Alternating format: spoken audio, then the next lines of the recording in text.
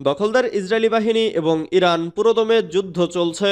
জানিয়ে দিব হাতে থাকা সর্বশেষ আপডেট আন্তর্জাতিক সংবাদ। প্রথমেই সংবাদ শিরোনাম। গাজায় ইসরায়েলি হামলা চলছেই, বাড়ছে নিহতের সংখ্যা।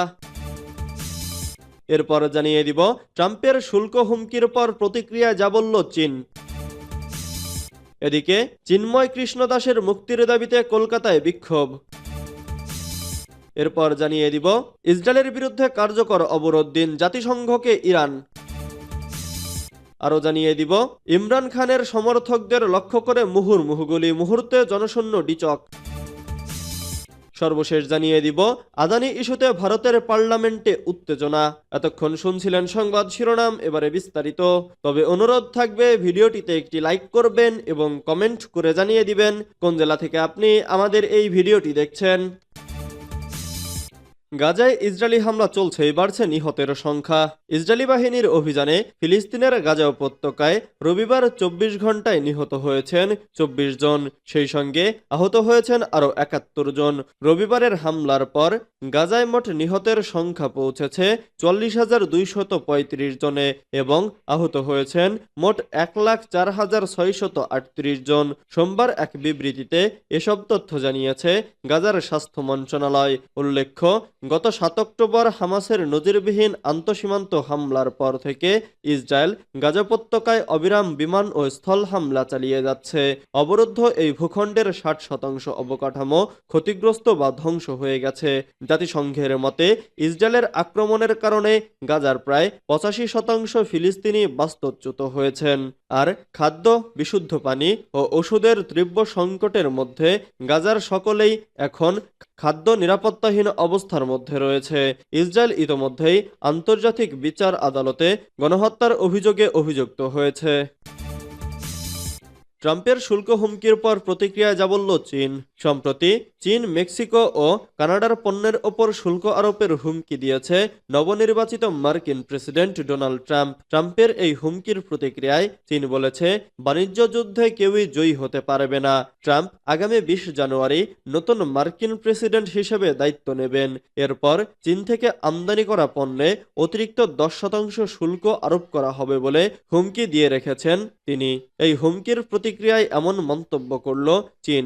চীন দূতাবাসের মুখপাত্র লিউ প্যাংইউ এক বিবৃতিতে বলেছে, যুক্তরাষ্ট্র চীন সম্পর্কের ক্ষেত্রে তার বিশ্বাস, চীন যুক্তরাষ্ট্র অর্থনৈতিক ও বাণিজ্যিক সহযোগিতা প্রকৃতপক্ষে পারস্পরিক লাভজনক। তিনি আরো বলেন, বাণিজ্য যুদ্ধের মাধ্যমে সমস্যার সমাধান সম্ভব নয়, কোনো পক্ষই এতে বিজয় অর্জন করতে পারবে না। চীন সব সময় আলোচনা ও সহযোগিতার মাধ্যমে সমস্যার সমাধান করতে প্রস্তুত, যদিও নিজেদের অধিকার রক্ষায় পিছপা হবে না চীন।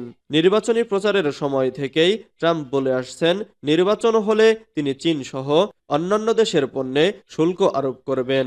এরপর সোমবার তিনি পরিষ্কার বলে দিয়েছেন, ক্ষমতায় যাওয়ার প্রথম দিনেই তিনি চীন, কানাডা ও মেক্সিকোর পণ্যে অতিরিক্ত শুল্ক আরোপ করবেন। ট্রাম্প বলেছেন, চীন থেকে অবৈধ ওষুধ, বিশেষত ফেন্টালাইন যুক্তরাষ্ট্রে আসা বন্ধ না হওয়া পর্যন্ত এই শুল্ক থাকবে। চিন্ময় কৃষ্ণ দাসের মুক্তির দাবিতে কলকাতায় বিক্ষোভ। ঢাকায় গ্রেফতার হওয়া বাংলাদেশ সম্মিলিত সনাতনী জনগণের জোটের মুখপাত্র চিন্ময় কৃষ্ণ দাসের মুক্তির দাবিতে ভারতের পশ্চিমবঙ্গ বিধানসভার সামনে বিক্ষোভ করেছেন বিজেপির বিধায়করা। চিন্ময় মহাপ্রভুর নিঃশর্ত মুক্তি চাই এমন পোস্টার নিয়ে বিক্ষোভ করতে দেখা গেছে তাদের। বিক্ষোভের নেতৃত্ব দেন বিধানসভায় বিরোধী দলের নেতা শুভেন্দু অধিকারী। শুভেন্দু অধিকারী সংবাদ মাধ্যমকে বলেন, চিন্ময় কৃষ্ণ প্রভুর নিঃশর্ত মুক্তির দাবি জানাচ্ছি আমরা। তিনি বলেন, সারা পৃথিবীর সব হিন্দুদের ঐক্যবদ্ধ হতে হবে।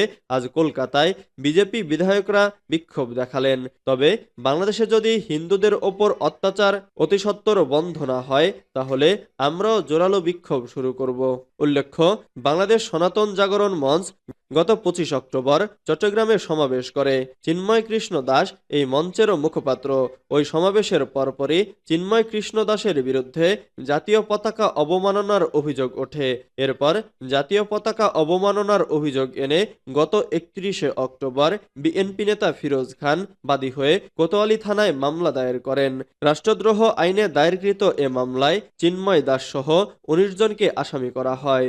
ওই মামলায় গতকাল 25 নভেম্বর বিকেল 4:30টায় চিন্ময় কৃষ্ণ দাস ব্রহ্মচারীকে রাজধানীর হযরত শাহজালাল আন্তর্জাতিক বিমানবন্দর এলাকা থেকে গ্রেফতার করে ঢাকা মহানগর গোয়েন্দা পুলিশ। পরে তাকে চট্টগ্রামে পাঠানো হয়। আজ 26শে নভেম্বর সকালে চট্টগ্রাম ৬ষ্ঠ মেট্রোপলিটন ম্যাজিস্ট্রেট কাজী শরীফুল ইসলামের আদালত তাকে হাজির করে রিমান্ড আবেদন করে পুলিশ। অপরদিকে তার পক্ষে জামিন চেয়ে আবেদন করা হয়। উভয় পক্ষের শুনানি শেষে তার জামিন ও রিমান্ড আবেদন নামঞ্জুর করে কারাগারে পাঠানোর নির্দেশ দেন আদালত। ইসরায়েলের বিরুদ্ধে কার্যকর অবরোধ দিন জাতিসংঘকে ইরান। ফিলিস্তিনের অবরুদ্ধ গাজা উপত্যকায় বর্বর আগ্রাসন ও গণহত্যার মতো জঘন্য অপরাধ সংগঠিত করার কারণে ইহুদিবাদী ইসরায়েলের বিরুদ্ধে সর্বাত্মক এবং পূর্ণাঙ্গ অবরোধ আরোপ করতে জাতিসংঘ নিরাপত্তা পরিষদের প্রতি আহ্বান জানিয়েছে ইরান। গতকাল সোমবার হেগে বিশ্ব সংস্থার সনদের প্রতি আন্তর্জাতিক আনুগত্যের বিষয়ে জাতিসংঘের এক বৈঠকে ইরানের আইন ও আন্তর্জাতিক বিষয়ক উপপররাষ্ট্রমন্ত্রী কাজেম গরিবাবাদী এই আহ্বান জানান। তিনি বলেন, জাতিসংঘ সনদের ৭ অধ্যায়ের অধীনে ইসরায়েলের বিরুদ্ধে অবিলম্বে শাস্তিমূলক ব্যবস্থা নিতে হবে। তিনি আরো বলেন, সমস্ত সরকারের উচিত দখলদার ইসরায়েলের সাথে অর্থনৈতিক, সামরিক এবং অস্ত্র সহযোগিতায় জড়িত হওয়া থেকে বিরত থাকা। ফিলিস্তিনি ভূখণ্ড জুড়ে বিপর্যয়কর পরিস্থিতির কথা উল্লেখ করে ইসরায়েলের নৃশংসতার বিরুদ্ধে নিরাপত্তা পরিষদের ব্যর্থতার কঠোর সমালোচনা করেন গরিবাবাদী। তিনি বলেন, ফিলিস্তিনের পরিস্থিতি প্রতি মুহূর্তে খারাপ হচ্ছে, কিন্তু নিরাপত্তা পরিষদ কার্যকর কোনো পদক্ষেপ নেয়নি। ইমরান খানের সমর্থকদের লক্ষ্য করে মুহুর্মুহু গুলি, মুহূর্তে জনশূন্য ডিচক। পাকিস্তানের আধাসামরিক বাহিনী রেঞ্জার্স পাকিস্তান তেহরিকি ইনসাফের সমর্থকদের লক্ষ্য করে তাজা গুলি ছুড়েছে। মঙ্গলবার 26শে নভেম্বর বাংলাদেশ সময় বিকেল 4:45টার দিকে এ তথ্য জানায় আল জাজিরা। এতে মুহূর্তে সমাবেশস্থল ইসলামাবাদের ডিচক জনশূন্য হয়ে গেছে। এর আগে বহু বাধা উপেক্ষা করে বিক্ষোভকারীদের ছোট একটি দল ডিচকে অবস্থান নেন। তারা ইমরান খানের মুক্তি ছাড়া সমাবেশ স্থল ত্যাগ না করার ঘোষণা দেন।